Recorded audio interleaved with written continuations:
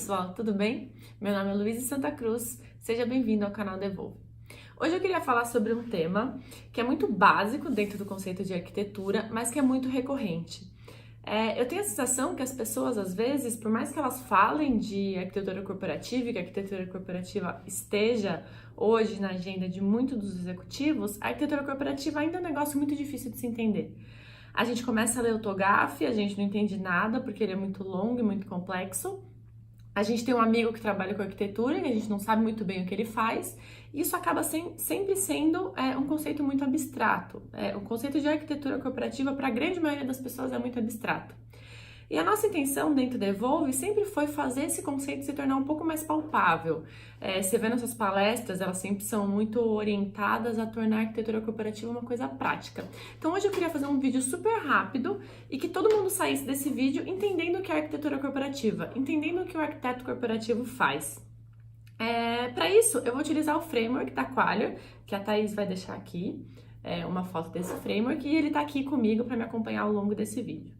Então, fazer arquitetura corporativa nada mais é do que, se a gente pegar como referência um carro, fazer arquitetura corporativa nada mais é do que preparar esse carro para o mesmo ambiente, considerando todas as variáveis que um carro possui. Então, pegando essa mesma analogia para uma empresa, fazer arquitetura corporativa é pegar a empresa e fazer com que tudo na organização funcione em prol do objetivo estratégico que a organização tem, ou uma visão de futuro que a organização tem. Então, como a gente faz isso? Como a gente segmenta a empresa para conseguir fazer todas as áreas trabalharem da mesma maneira? O TOGAF segmenta em 3. Então, o TOGAF segmenta em negócios, aplicações e dados e tecnologia. A gente segmenta um pouco mais aqui. A gente segmenta em estratégia. O que a gente vai ter lá em estratégia? A gente vai ter as regulações de mercado que a gente segue, a gente vai ter os riscos, todo aspecto de governança, as políticas da organização, o BSC, o planejamento estratégico. Então, geralmente, essa área dentro da organização é chamada de planejamento estratégico. Depois, a gente tem uma coluna de processos. Então, a coluna de processo, dentro de uma organização, ela é representada pelas pessoas que modelam processos, mas mais do que isso, os processos são as áreas de negócio, são como as pessoas executam as atividades diárias dela para que o negócio da empresa aconteça. Depois disso, a gente tem as aplicações. Hoje a gente sabe que mais de 90% dos processos são executados dentro de sistemas. Do seu dia a dia aí, quantos por cento das coisas que você faz na sua empresa são manuais? A grande maioria é sistêmica e por isso a importância de entender como o sistema está suportando o processo. Depois a gente tem informações, a gente põe o pé um pouco mais no lado técnico agora, mas informação nada mais é do que os dados que você está colocando no sistema e que o sistema transforma de alguma forma, ou ele lê esse dado, então o dado está sempre passando pelo sistema e lá dentro acontece alguma coisa com ele. A organização são as pessoas que estão executando os processos. Então, a organização, a gente pode representar ela através de um organograma, através de uma pessoa e do plano educacional que ela tem que ter, através de uma pessoa e quais são os cargos que ela tem que ter, quais são as competências que ela tem que ter para executar cada cargo. E, por fim, a tecnologia, ela é tecnologia do ponto de vista técnico mesmo, tecnologia de quais são os hardwares que a gente usa, quais são os servidores que a gente usa, então desse ponto de vista mais TIzão, ou a tecnologia no sentido de infraestrutura mesmo. Por exemplo, se você tem um CD, qual é a infraestrutura do seu CD? Se você tem uma loja, qual é a infraestrutura da sua loja? Como que a sua loja é organizada para que as coisas rodem bem lá dentro? Então essa parte de tecnologia são mais os ativos físicos da organização que a gente geralmente inventaria. Então, quando a gente fala de trabalhar com arquitetura corporativa, é como se a gente tomasse uma decisão lá em estratégia. Então, eu vou pegar um exemplo que eu sempre utilizo para falar disso, o e-social. No final de 2018 ou 2017, não me lembro agora, a gente teve uma lei que fez com que todas as empresas tivessem que se adaptar ao e-social. Então, é uma lei que veio de fora, é uma mudança externa que a organização teve que obedecer e que impactou na estratégia dela. Então, primeira coisa, impacto na estratégia. Tem uma nova estratégia, obedecer o e-social, senão vou ser multado, senão tem uma série de riscos associados a não obedecer o e-social.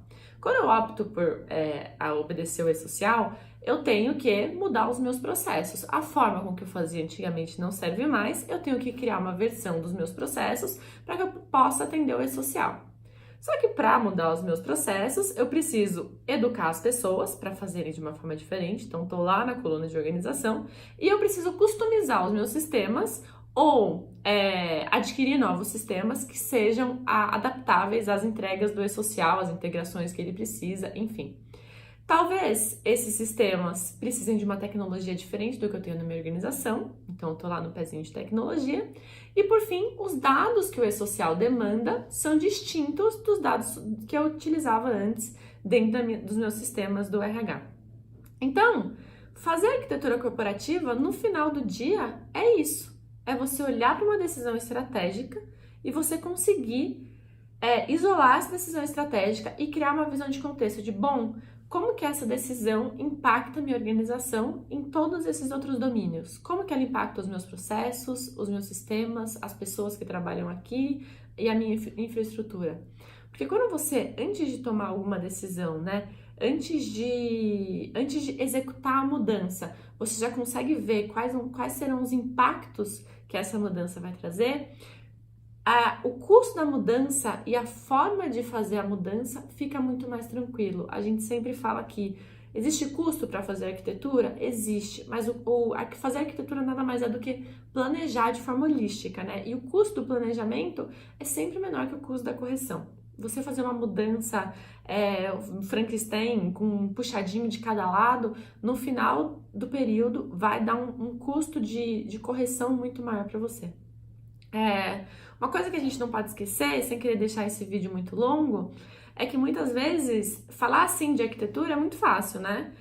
Mas muitas vezes o que a gente encontra nas organizações, aqui no Brasil principalmente, uma empresa chega pra gente e fala: eu quero implantar arquitetura corporativa.